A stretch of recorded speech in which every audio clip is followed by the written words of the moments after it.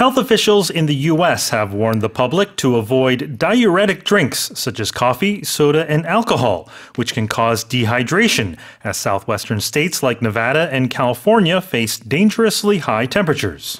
네바다와 캘리포니아 등 미국 남서부 지역 주들의 폭염 경보가 내려진 가운데 미국 보건당국은 커피와 탄산음료, 술 등 이뇨 작용이 있어 탈수를 유발할 수 있는 음료의 섭취를 자제할 것을 주문했습니다. Right, so it's very hot all across the world, especially in these U.S. states. Yeah, I spoke to my sister over the weekend who lives in Los Angeles, and she was saying that there's an extreme heat wave going through the west and southwestern portions of the U.S., states like California, Arizona, and Nevada. And along with warnings such as dehydration, health officials there have warned to avoid these drinks, these so-called diuretics, like, as the headline suggests, coffee, soda, and alcohol, because they can cause dehydration. And residents should actually try to stay indoors, stay hydrated, use sunscreen, and plan outdoor activities during cooler parts of the day, as opposed to the dead of the afternoon when the sun is at its strongest. I mean, how hot does it have to be for the country to actually say, be careful of what you drink so that you're not dehydrated? It gets really hot in states like California and Arizona, where it can reach upwards of 40 degrees Celsius. Really? There's a place called Death Valley, California, which is the hottest point in the country, in the U.S., and it exceeds, I think, the mid-40s, well over 120 degrees Fahrenheit. But these warnings are issued by officials to the public. Right? And the public, we're talking about here, just ordinary people in general, the community. Oftentimes, you can say the general public, which is sort of redundant because the public is always going to be general, but it's the average person, the masses. 일반 국민, the public, or the general public. So here it says health officials in America have warned the public. 일반 대중들에게 이렇게 경고를 하고 있는 거고요. 그것도 이제 구체적으로 보게 되면은 네바다와 캘리포니아 주에 사는 미국인들이 되겠죠. What have they been warned against? Well, drinking diuretic drinks. Yeah, so this is the crux of this, right? So a diuretic would be something that causes or helps passing of urine. Yeah. So a diuretic drug is a drug that causes the kidneys to actually produce more urine. It helps people get rid of sort of excess fluid and salt in the body, and it's good to treat high blood pressure. Right. But these drinks, such as coffee, alcohol, sodas, they make you go to the bathroom more often, which means you're losing liquids in your body, which you need, and you don't want to become dehydrated. So what you want to do is drink water. Water is always the best option instead of going for that, that iced Americano or going for a soda. Water is always the best option. Exactly. Diuretic. 이거는 이제 이뇨작용과 관련된 단어고요. 형용사 형태입니다. 그래서 diuretic drink라고 하면은 이뇨작용을 유발하는 그런 음료들이 되겠죠. 커피라든지 탄산음료들 마시면은 화장실 더 많이 가게 되고 결과적으로는 수분이 몸에서 빠져나가니까 이런 것보다는 그냥 물을 마시는 걸 더 권장하고 있는 건데요. 이 diuretic 스펠링을 알려주시겠어요? Sure, it's D-I-U-R-E-T-I-C. 네, 그렇습니다. 가운데 U가 들어가 있죠. 보통 우리가 urine이라고 하면 소변이라는 뜻인데요. 그 단어가 들어가 있어서 이뇨작용 이라는 뜻을 같이 기억하시면 좋을 것 같아요. Right. 비뇨기과 would be urology. There right? you go. Exactly. 자, 그럼 다시 한번 읽어보겠습니다. Health officials in the U.S. have warned the public to avoid diuretic drinks such as coffee, soda, and alcohol, which can cause dehydration, as southwestern states like Nevada and California face dangerously high temperatures. Let's move on to the next headline. Several European Union countries are reporting hepatitis A outbreaks, prompting health authorities to advise international travelers to consult a vaccination specialist at least 1 month before visiting affected areas. 유럽연합 내 일부 국가에서 A형 감염 사례가 급격히 늘어나자 보건당국은 해외 여행객들에게 이들 나라를 방문하기 최소 한 달 전에 예방접종 관련 상담을 받을 것을 권고했습니다. Tell us more. Yeah, so this outbreak is centering in the Eastern European sort of region. Countries like Hungary, Austria, Slovakia, and Germany have all reported high probability of sustained transmission related to hepatitis A or HAV. And of course, hepatitis A is it's a virus, right? It infects the liver, Right. And it can be treated usually with vaccines. But what European officials are seeing is this outbreak within specific groups. So if you are planning to travel to these areas, you might want to consult a health specialist to see if you are vaccinated or not and how you can react or prevent a sort of contamination. Exactly. 자, hepatitis가 간염입니다. 그래서 A형 간염, 영어로는 hepatitis A라고 하죠. 이렇게 질병 이름 중에 끝에 is로 끝나는 것들이 꽤 있어요.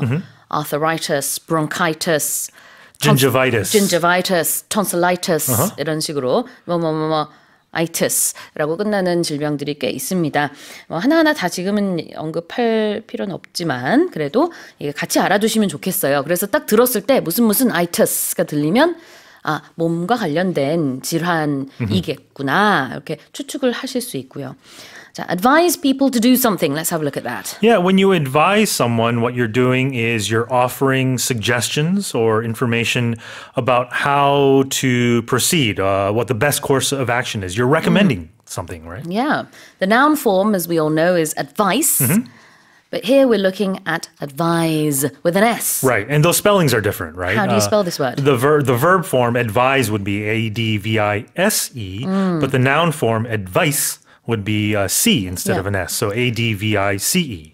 They may look similar, but they sound different. Yeah. In Korean, you might go advice, but it's different. It's completely different. It's completely different. Right. When we talk about the weather, you hear about weather advisories, right? Yes. We hear that a lot here on this show too. 그렇죠. 주의보 얘기할 때 호우주의보 그러면은 heavy rain advisory가 되겠죠. 자, advise는 조언하다, advice는 조언. 자, 그 다음에 consult. Yeah, so this would be almost the opposite of advising someone. You're consulting someone, you're seeking information or advice, typically from a professional or someone with expertise in a certain area. So you hear this a lot in commercials, consult a doctor. Yes. Right?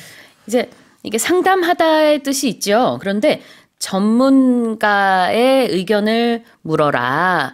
특히 뭐 이제 의사에게 가서 전문 의견을 받아라라고 할 때 영어로는 consult a medical expert라고 많이 합니다. or consult a doctor 해도 되고요. And the stress is on the second syllable, consult. That's right. Yeah.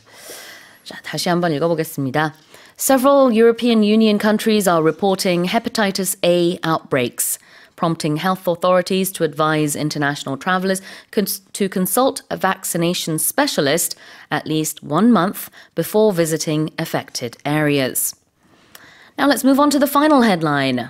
Brazilian researchers have suggested that the ability to lower yourself to the floor and get back up without using your hands, known as the sitting rising test, may serve as a predictor of natural and cardiovascular mortality risk. 브라질 연구팀이 손이나 지지대를 쓰지 않고 바닥에 앉았다가 다시 일어나는 능력을 측정하는 일명 앉았다 일어나기 테스트가 자연사 및 심혈관 질환 사망 위험을 예측하는 지표로 활용될 수 있다는 결과를 내놨습니다. Yeah. So all of our listeners, you should do this right now. It's very easy. Not if you're driving, though. Oh, of course. If you're not driving, then forget it. But if you can, what I want you to do is get into the 양반다리 position, but don't use your hands. Hands free. 그냥 해서 서 있다가 양반다리로 바닥에 철퍼덕은 아니겠지만 어쨌든 앉으세요. 그러다가 또 역시 손 사용하지 않고 다시 일어나는 거. 이게 바로 앉았다 일어나기 테스트라고 합니다. Right. So sitting cross-legged on That's the right. ground and getting up without using your hands, like you said, which you so gracefully demonstrated for me at the beginning of the show. Before the show, yes, I You did. have a very low risk of mortality, I suppose, and your cardiovascular health Very is glad. very good. I wasn't sure if I could do it. I see. I chose not to try it. I'll try it at home in the comforts of my privacy. Okay. But Brazilian authorities, what they did was they scored individuals on how well they were able to do this sitting rising test, and they found that middle-aged and older adults who scored poorly on this had a 3.8-fold higher risk of death from natural causes and a 6-fold higher risk of death from cardiovascular causes over 12 years of follow-up compared with those who got the highest score. So another indicator of whether you are healthy or not, in addition to the many others, the countless others that exist out there. Right.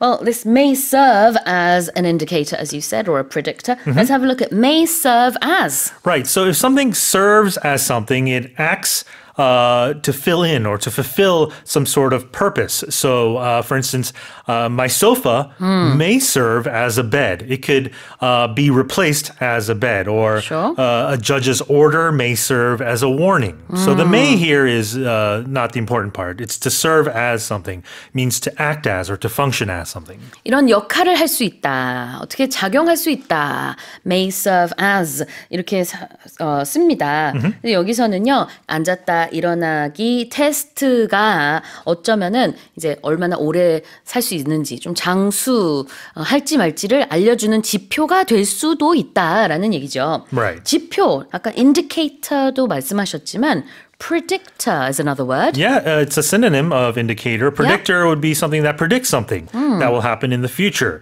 So it's a gauge or a barometer that, of something. Yeah, right? exactly. 그래요. 어떤 예측 변수라고 볼 수 있겠죠. 다시 한번 읽어보겠습니다.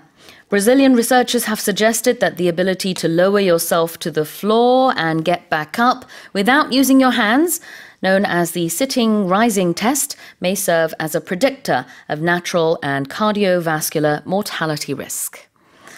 All right, well, those are our headlines this morning with Shane.